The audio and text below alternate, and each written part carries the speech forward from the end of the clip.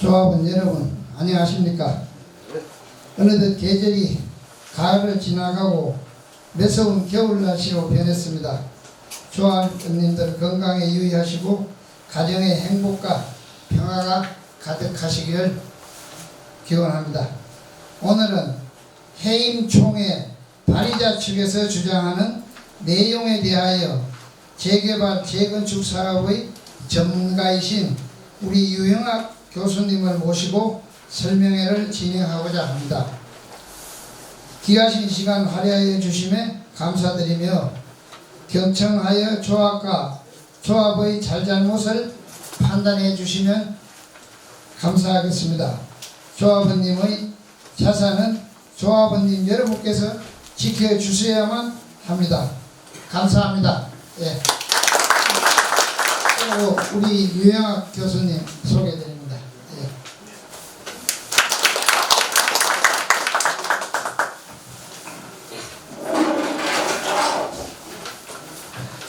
바로 시작할게요. 예. 저희는 현재 주택 재개발 정비 사업을 하는데 이 재개발 사업을 하는 목적이 있죠. 근데 그런 법에 의해서 정해져 있습니다. 진행 순서는 보시는 것처럼 법은 어떠한지, 우리가 현재 조합이라고 하죠. 어떻게 해야 우리 조합이 건강할지, 또 이제 사업시행 인가를 다음에 받았는데 이 사업시행 인가가 좀 문제가 좀 많아요.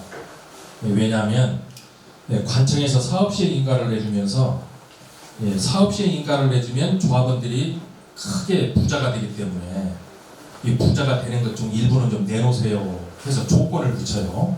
이것을 부관이라고 얘기를 하는데 이제 여기가 이제 문제가 발단이에요. 그래서 그런 얘기도 좀 들어보시고, 또 우리가 지금 관리처분 정리 한번 했습니다. 근데 관리처분이 의미하는 내용이 뭔지 한번 자세히 한번 살펴보시고 우리가 어떻게 해야 될지 그 내용 한번 살펴보도록 할게요. 먼저 우리는 이제 법에 따라서 사업을 진행을 하는데 지금 이 아파트 공급 사업이 세 번째로 바뀌었죠. 처음에는 도시개발법으로 국가 중심으로, 두 번째는 순전히 민간 중심으로 주택촉진특별법으로, 그리고 세 번째가 도시비주거 환경정비법으로 이제 3단계로 바뀌었습니다. 근데 이제 2단계에서 3단계로 바뀐 이유는 2단계에서 이제 주택 공급을 하고 났더니 거의 이득금이 시공사하고 컨설턴팅으로 다 넘어갔어요. 그때 당시에. 그래서 우리도 사업 진행할 때 그런 얘기 많이 들으셨죠. 원주민들 20% 30%밖에 못 들어간다더라, 뭐 이런 얘기 하셨을 거예요. 네, 그런 얘기 들으셨죠. 그런데 도시비주거 환경정비법에 따라서 사업이 지금 다 완성된 곳이 2,800개에서 4분의 1 정도가 입주를 했습니다. 그런데 거기 입주율이 82%예요.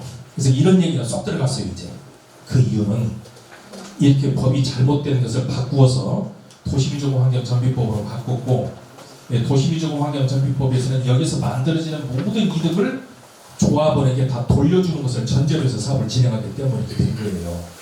그런데 아직도 이 도시비주거 환경정비법이 문제도 있어요. 첫 번째가 정비 기반 시설을 조합에서 만들어야 되는 거. 이제 뒤에서 무엇이 문제인지 볼게요. 또 임대주택도 조합에서 만들어내요. 세 번째 또 세입자 대책도 조합 보고 좀 해달래요. 이거 원래 국가에서 해야 될 일 아닌가요? 국가에서 해야 될 일입니다. 이것을 지금 조합에서 부담을 하면서 사업을 진행을 하고 있죠. 자, 그런데 이 사업을 진행하는 데는 공법과 사법이 함께 진행을 동시에 해요. 그리고 우리는 우리 권리를 지키기 위해서 우리 권리관계를 잘 지키면서 사업을 진행을 해야 됩니다. 근데 지금 우리 동네에 좀 문제가 좀 있죠. 어떤 문제? 거짓말 문제. 그래서 이것을 오늘 여러분과 얘기를 하려고 합니다. 또 도시비주거 환경정비법 잘 아시죠? 법이 통합이 되어서 계획이 된 곳에서만 여러분들의 의사에 따라서 투명하게 사업을 진행하고, 그리고 만들어진 이득은 모두 조합은 여러분에게 돌려드려야 하는 것을 목적으로 한 법, 이게 도시비주거 환경정비법이에요. 그래서 이제 소문 많이 들으셨을 거예요. 어느 동네에서 사업을 진행했더니 조합은 이렇게 이득이 됐더라, 그런 얘기 많이 들으셨죠. 우리도 그렇게 돼요 지금. 근데 그 길목에 지금 이런 말썽이 일어나고 있네요. 우리는 지금 재개발 사업을 하고 있고, 재개발 사업을 하는 이유는 주거 환경을 쾌적히 하고 주거를 안정시키고 지적 향상을 목적으로 해서 사업을 진행합니다. 자, 그런데 재개발 사업을 하면서 우리 동네는 정말 어려운 단계가 다 끝났어요. 무슨 얘기냐면 이 사업을 진행을 할 때 분양 신청을 한 사람만 조합원이고 분양 신청을 하지 않으면 이제 조합원이 아니에요. 그러면 이제 조합원이 아닌 사람은 보상하면서 내보내고 분양 신청하신 분들에게만 아파트를 드리는 거예요. 그런데 분양을 못 받는 사람들이 고의 좋게 알았어 나 갈게 이렇게 가는 사람은 없어요. 그래서 조합에서 굉장히 고생했어요. 근데 이것 관련해서 헌법재판소 얘기 하나 해드리고 갈게요. 무슨 얘기냐면 수용을 당한 사람, 조합이 행정청이어서 분양 신청하지 않은 사람의 집은 조합집이 되는 거예요. 그랬더니 이 사람이 헌법재판소에 소를 제기합니다. 이보시오, 대한민국은 개인 소유 절대의 국가인데 지금 내가 이 조합에서 진행하는 사업에 협조하지 않는다고 내 집을 수용하려고 합니다. 뺏어가려고 하니 내 집을 지켜주시오. 헌법재판소에서 판결을 내립니다. 맞습니다. 대한민국 헌법은 개인 소유 절대의 국가에서 국민의 재산을 지켜드려야 옳습니다. 그런데 대한민국 헌법은 개인 소유 절대의 원칙보다도 더 유예로 공공복리의 원칙이 있습니다. 지금 선생님이 살고 있는 동네는 정비 기반 시설에 열악하고 주거 환경이 불량한 지역이어서 정비 기반 시설을 확충하고 주거 환경을 쾌적하게 하기 위해서 재개발 사업을 해야 될 지역입니다. 따라서 귀하는 조합 사업에 협조하든가 아니면 수용에 복종하든가 둘 중 하나만 하셔야 됩니다. 이런 결정을 내린 거예요. 이렇게 해서 우리가 헌법적 근거에 따라서 지금까지 사업을 진행한 거예요. 그래서 우리 조합도 이 어려운 과정에서 분양 신청을 하지 않은 사람들을 모두 보상 절차를 마쳐서 이제 지금 착공할 단계에 왔어요. 그러면 사업이 다 끝난 거죠. 그리고 이게 굉장히 중요해요. 얼마나 중요한지 뒤에서 보죠. 그런데 이 정비 사업을 진행할 때는 도시밀주구 환경정비법이 160개 정도 되는 복잡한 법인데 3번의 행정계획에 의해서 사업을 진행하도록 되어 있습니다. 우리는 이 3번의 행정계획 모두 수립을 했어요. 그럼 일 다 한 거예요. 지금 다 해놓고 지금 딱 멈춰 있어요. 멈추면 안 돼요.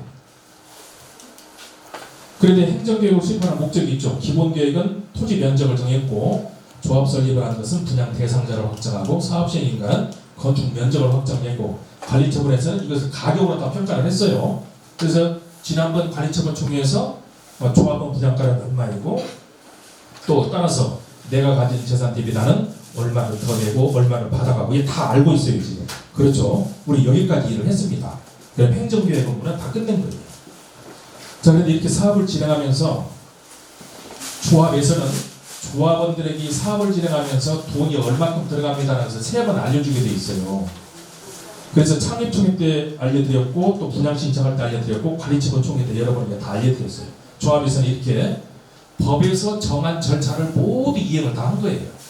그래서 첫 번째는 조합 설립 시 동의서 내용의 사업비를 알려드렸고 두 번째는 이제 분양 신청할 때 건축 면적이 확정이 되어서 이 확정된 건축 면적을 알려드리고 여러분에게 분양 신청을 하도록 한 거예요. 그리고 세 번째로는 관리처분 계획을 수립을 하면서 여러분 집에 대한 평가를 했고 우리가 지어서 팔 집에 대한 평가를 해서 이 관리처분 계획 수립을 해서 여러분들에게 가격을 다 알려드렸어요. 그래서 조합에서는 법에 정해진 바에 따라서 모든 업무를 다 한 겁니다. 자, 이제 기본 계획이라는 건 전체 우리가 사업을 진행할 때 이게 복잡한데 지금 우리 어디까지 와 있어요? 실행 단계에서 사업을 다 마쳐서 2주 철거까지 끝내서 지금 착공을 앞두고 있습니다. 이 끝이에요. 끝. 그러면 집 다 지어서 여러분에게 등기만 해주면 돼요. 근데 여기에서 지금 마가 딱 끼어 있어요. 이거 걸러내야 돼요. 여러분이 힘이 필요합니다. 왜 그런지 한번 보죠. 근데 도시 기본계획이라는 것은 관에서 수립하죠. 서울 같은 경우는 구청장이 수립을 해서 시장이 결정을 하는 거예요. 그래서 우리 지역이 아파트 단지로 출발이 됐고 여기 우리가 추진위원회를 경우에서 조합 설립을 했습니다. 근데 조합이라는 것은 이런 것이죠. 지금 보시는 것처럼 우리 조합원님들이 합동행위, 다시 말해서 계약을 통해서 이 조합을 만든 거예요. 그럼 이 조합이 우리들 일이지 네 내일이 없어요. 가정도 마찬가지예요. 가정. 내가 정이고 배우자가 반이면 가정은 합의예요. 그러면 가정은 너도 아니고 나도 아니고 새로운 가정인 거예요. 그리고 조합도 마찬가지예요. 나도 아니고 너도 아니고 우리 조합이에요. 우리 조합. 우리가 우리 일을 잘 만들어가야 하는 것이 지금 조합이에요.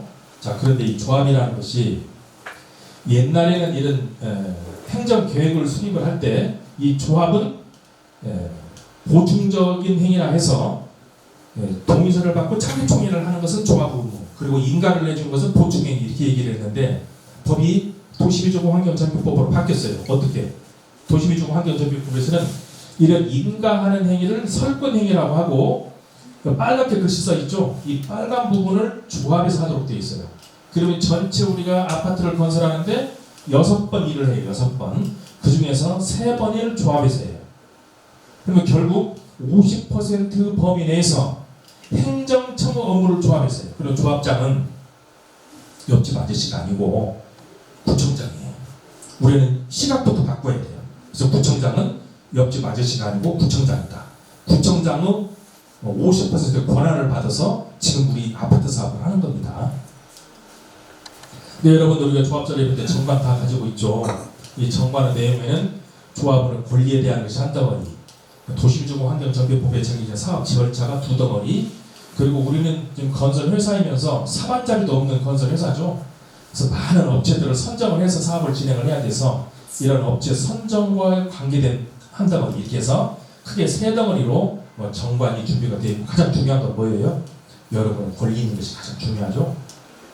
자, 이제 조합의 내부를 보면 가운데 조합장이 있고 이사님이 있고 다음에 이사회, 대의원이 있고 대의원회, 또 조합원으로 구성된 총회가 이렇게 되어 있습니다.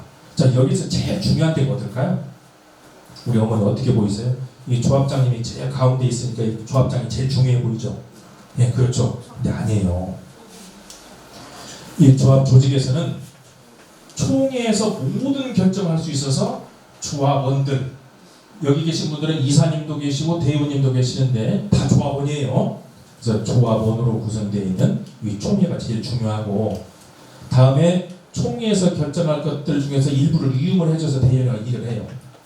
그리고 이 이사님, 조합장을 포함한 이사님들은 총회에서 결정되고 이사회에서 결정된 것을 집행행위만 하는 거예요. 그러면 집 살림사료와 비교해보면 요즘은 많이 바뀌었습니다만 아버지는 밖에서 일을 하고 어머니는 가정 살림을 하죠. 그런 거랑 똑같아요 이제. 그래서 이 이사님들은 집안 살림을 하는 역할만 하도록, 통상적인 업무를 하도록 법이 바뀐 거예요. 그러면 옛날 법과 도시주거 환경정비법과 큰 차이가 있다면, 옛날에는 이 이사회에서 모든 안건을 만들고 결의하고 집행하고 돈도 쓰고 다 했어요. 이제는 안 돼요. 이제는 안 되고 총회에서 결정하고 대의원에서 결정하면서 집행만 해야 되는데, 이 총회에서 결정해야 될 내용이 18가지로 딱 정해져 있어요. 그러면 조합의 존립에 관련된 것 5가지, 또 사업 진행 단계에 관련된 것 5가지, 그리고 돈을 쓰는 것 관련 8가지. 이것은 반드시 총회 결의를 받아야 돼요. 그리고 우리 조합은 어떻게 했을까요? 다 총회 결의 받아서 여기까지 왔어요. 뒤에서 볼게요. 자, 그런데 조합과 이제 구별을 좀 해야 될 게, 우리 조합은 공통 목표, 다시 말해서 주거 환경을 쾌적히 할 목적으로 협동을 하고 있는 관계예요. 근데 가끔 보면 노동조합 사람이 뛰거나 아니면 정치권에 있는 사람이 와요. 이 사람들은 투쟁 관계예요. 그래서 우리 동네에도 이런 사람이 있으면 좀 나가야 돼요. 근데 지금 아마 생각할 때 우리 동네에도 순수 조합원이 아니고 이런 노동운동을 하거나 정치권에 있는 사람들이 우리 조합에 와 있지 않나, 이런 생각이 좀 들어요. 근데 자꾸 분열시키려고 해요. 우리 조합은 그런 조합이 아닙니다. 우리는 공통 목표를 위해서 사업을 진행하는 겁니다. 근데 또 안타까운 건, 조합의 집행부는 법에 있고 절차에 있는 것만, 해놓은 것만 말하고 할 수 있는 것만 얘기해요. 그리고 책임은 무한대예요. 근데 지금 우리 동네도 한번 봐보세요. 의견을 달리하는 극소수들은 법 외적인 얘기를 마음대로 얘기합니다. 이 작가의 작가, 어떻게 해서 이렇게 많은 얘기를 만들었는지 모르겠어요. 그러고 나서 증거를 한번 내보세요. 그러면 뭐라고 해요? 아니면 말고. 근데 동네는 쑥대밭이 되어버렸어요. 지금 이렇게 해서 망가진 조합이 대한민국에 한 20개 정도 돼요. 지금 우리 동네에 와 있는 그 누구가 똑같은 짓을 하고 다녔어요. 그래서 이렇게 된 거예요. 자, 그 내용도 뒤에서 한번 살펴볼게요. 그리고 또 공통적인 거. 지금 우리 조합이 너무 우리 조합원의 임대위원님들이 너무 점잖으세요. 다른 조합을 가보면 말이죠. 지금 우리 동네 같이 김모 씨가 이렇게 오죠. 그래서 또 사람들 모인다고 그러잖아요. 가서 그걸 가서 그냥 때려 부셔요. 가서 어디서 거짓말하고 다니냐고. 근데 지금 여기 계신 우리 임대위원님들은 너무 점잖으셔가지고 어디 한번 헐트 한번 해봐라 이러면서 그 받은 거예요 지금. 그래서 여기까지 와버렸어요. 이거 이제 바꿔야 돼요 지금. 어떤 얘기인지 아시죠? 지금 여러분들이 너무 점잖으셔서 그래요 지금. 지금 점잖을 때가 아니에요. 지금 점잖게 앉아 계시면 처음에 시작했지만 깡통 부자 되는 거예요 지금. 이거 정리해야 됩니다. 자, 그래서 대부분이 침묵을 하고 후세의 발전과 지역사회 발전을 위해서 함께 가자예요. 그런데 지금 우리 동네도 마찬가지예요. 극소수가 큰 소리로 얘기를 하고 개인적인 목표를 가지고 자꾸 떠들고 있어요 지금. 이것이 어떤 내용인가 볼게요. 이게 정말 타당한 얘기인지. 그래서 건강한 조합이 되기 위해서는 사업을 진행하려면 집행부가 있어야 되고 건실한 업체가 필요하고 또 적극적인 협조가 필요하죠. 지금 우리 조합 같은 경우는 의원 활동을 하셨던 분이 구청을 그야말로 그 문턱에 다뤄지도록 들어다니면서 사업 진행했잖아요. 또 지금 건실한 업체는 우리 조합에서는 삼성물산 건설 부분이 우리 동네에 들어와서 건설에 대해서는 가장 큰 책임을 가지고 사업 진행하고 있잖아요. 또 관에서도 우리 적극적으로 도와주고 있지 않습니까? 이거 뭐가 부족해요? 뭐가? 깨어있는 조합원이 부족한 거예요 지금. 이 깨어있는 조합원들, 우리 조합원님들이 지금 너무나 점잖게 보고만 있을 때가 아니라는 얘기예요. 이제 활동할 때가 됐습니다. 자, 그런데 또 보통 보면 요즘 SNS로 모든 것이 많이 돌아다니죠. 근데 이 SNS가 문제점이 참 많습니다. 이 SNS 때문에 망가지게 된 것은 처음 시작은 누구 때문에? 트서방 때문에 망가진 거예요. 트럼프. 이 트럼프가 이 트위터로 뭘 보내는 것을 좋아하면서 그 정치적인 문제를 해결하기 위해서는 미래에 관련된 것, 정책에 관련된 것을 얘기를 해야 돼요. 그런데 지금 당장을 얘기해요. 지금 당장은 없어요. 우리가 집을 짓는 것도 우리 지금 땅도 안 팠어요. 이제 팔려고 해요. 그런데 지금 이득금을 내놓으라고 손을 벌리면 누가 돈을 줘요? 그래서 지금 이제 우리 동네에도 이 SNS가 지금 아주 말썽을 많이 일으키고 있어요. 그리고 또 주장을 할 때도 공법상 강행 규정으로 되어 있는 것을 바꿀 수가 없어요. 불가한 거예요. 이 불가한 것을 지금 요구를 하고 있는데 어떤 내용인지 볼게요. 근데 여러분들이 이득이 되는 것은 조합에서 다 찾아서 조합원들이 이득이 될 수 있도록 다 한 거예요. 지금. 근데 지금 현재 공법으로 도저히 할 수 없는 것, 이것을 SNS에다 퍼뜨리면서 우리 동네를 해주고 있어요. 지금. 이것도 한번 살펴보도록 하겠습니다. 또 있죠. 보통 재개발 사업장에는 이렇게 가격이 많이 올라가요. 그리고 여기에 이제 경기가 이렇게 순환을 하게 되는데 우리 동네에 이렇게 꼭지가 올랐을 때 물건을 사온 사람이 있어요. 지금도 올라가고 있는 추세죠. 근데 만일에 경기가 이렇게 하강을 하게 되면 원소유자 입장으로는 이렇게 이익이 남아 있지만 꼭지에서 산 사람 입장에서 이만큼 손해 본 것 같아요. 그래서 이 사람이 조합에 와서 조합장 보고 책임지래요. 이거 조합장이 책임질 일이에요? 아니에요. 여기에서 물건을 산 사람은 이 후발 투자자는 자신이 제일 신뢰하는 부동산 업자하고 여기 와서 물건 하나 사면 로또 만든다고 산 거예요. 그럼 쥐가 책임져야지. 이걸 왜 조합한테 책임지라고. 이제 이런 것들이 SNS를 타고 돌아다니면서 말썽을 일으키고 있어요. 한번 보시죠. 자, 그리고 모든 조합은 회의를 통해서 사업을 진행합니다. 그러면 보시면 회의 안건이 만들어져서 결의가 되면 이 결의된 내용대로 사업 진행하는 거예요. 만일에 결의된 것과 바꾸어서 집행을 하면 어떻게 될까요? 바꿔서 하면 안 되죠. 결의된 대로 하는 거예요. 예, 우리 엄마가 제일 잘하세요. 예, 우리는 이 총회를 통해서 결정이 되면 결정된 내용대로 사업을 진행하는 거예요. 이게 원칙이에요. 그래서 회의하는 거예요. 근데 지금 이것을 바꾸재요. 여기서부터 문제가 발생이 된 거예요. 한번 보시죠. 또 우리가 보통 총회는 16번 정도 해야 여러분들 입주해요. 아직도 멀었습니다. 우리 조합도. 또 사업비는 우리가 그동안 사업 진행을 하면서 모든 것을 총회에서 결의를 통해서 정부간의 규정에 맞춰서 사업비를 지출을 했고, 자 보시는 것처럼 우리는 추진이 때는 정비업체로부터 돈을 빌려서 쓰고 다음에 시공사를 뽑아가지고 시공사로부터 돈을 빌려 썼어요. 그리고 이제 여러분들 이사 갈 때도 금융권으로부터 또 돈을 빌려서 썼는데 착공이 되면 우리 조합으로 돈이 들어와요. 이때부터 우리가 지금 착공하려고 해요. 분양 처분을 하려고 해요. 근데 이걸 못 오게 하는 거예요 지금. 이거 안 되죠. 이런 짓 하면. 그래서 여러분들 힘이 정말로 필요해요. 우리 착공해야 되고 분양해야 됩니다. 무서운 거 뒤에 또 있어요. 자, 그리고 조합에서 업체를 선정할 때는 어떻게 하냐면 총회에서 예산을 결의를 하고 이사 대의원을 통해서 뽑습니다. 근데 업체 선정 절차를 보면 누리장터에 시공 공고를 내고 현장 설명회하고 제안서 받아들여서 가격 방식, 적격 심사 방식, 경기 방식 세 중에서 하나를 선택을 해서 이사회 또는 대의원에서 뽑고 총회에서 뽑고 해서 반드시 총회에서 뽑죠. 그러면서 이것을 인터넷에 모두 게시하도록 되어 있었죠. 우리 이렇게 해왔어요 지금. 우리 이렇게 다 했어요. 예. 그런데 뭐라고 얘기해요? 조합에서 업체를 잘못 뽑았다. 근데 또 그 말이 맞다 하고 그쪽에 가 있는 사람들도 있어요. 왜 그럴까요? 그 사람들은 왜 그쪽에 있을까요? 자기 이익을 위해서. 이익이 숨어 있거든요. 어떤 내용인지 보시죠. 뒤에서 이제 사업 시행 인가 보시죠. 이렇게 해서 조합에서 사업 시행 인가를 받았는데 이 사업 시행 인가는 이제 건축물 규모 배치를 확정하는 단계인데 이 사업 시행 인가를 받으면 착공할 권한이 생기고 토지 수용 권한이 생기고 여러분들 평가할 수 있죠. 자, 그런데 사업 시행 계획이라는 것은 이런 내용이에요. 사업 시행 계획이 종이 몇 장으로 되는 것이 아니고 이 사업 시행 계획서에는 사람에 대한 계획, 환경에 대한 계획, 건축물에 대한 계획 이 세 가지 계획이 합해지고 이 사람에 대한 계획에서는 여러분들에 대한 분양을 어떻게 할 것인지, 일반 분양을 어떻게 할 것인지, 세입자는 어떻게 할 것인지, 영업자는 어떻게 보상할 것인지 이게 이제 사람의 계획이죠.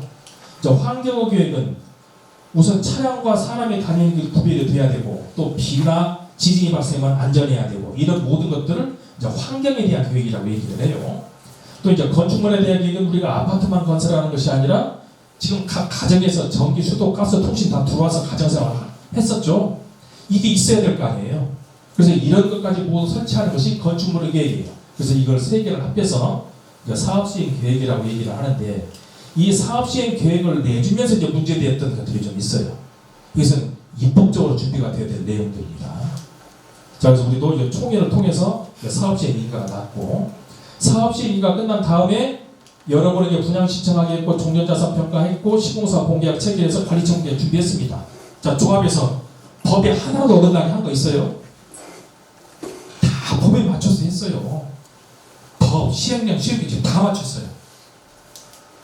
그렇게 해서 이제 우리가 관리처분이라는 것을 하게 됐는데 지난번 관리처분 중에서 말씀 올렸듯이 이 관리처분이라는 것은 관리계획과 처분계획을 합한 내용이라고 얘기했죠. 관리계획은 정비구역이 정해져서 조합자를 하고 사업시행을 받고 사업시행 인가된 대로 집을 짓는 것까지 이게 관리계획이고 이건 계획일 뿐이라는 얘기도 드렸고 관리처분 계획은 3번 한다는 얘기도 드렸어요. 근데 우리가 이제 첫 번째 계획을 했고 지금부터 아주 중요한 시점인데 우리 관리처분이라는 건 뭐라고 그랬어요? 현재 가지고 있는 소유한 물건의 가격과 권리에서 평행이동해서 새 아파트 새 상가로 들어간다는 말씀을 드렸죠. 그리고 관리처분 계획이라는 것은 권리 변환 계획입니다. 현재 가지고 있는 집이 아파트로 바뀌는 거예요. 자, 그리고 그림으로 나눠보면 정비구역이 정해지고 나서 우리가 조합을 설립을 했고 조합이 설립돼서 사업시행인가를 받았어요. 그러면 정비구역이 결정된 것을 종전자산으로 새로 지어진 아파트를 종자산으로 해서 관리처분 계획에 수립을 해서 여러분이 분양드리면서 이 사업을 끝내는 거예요. 이 절차를 다 조합해서 이행을 한 거예요.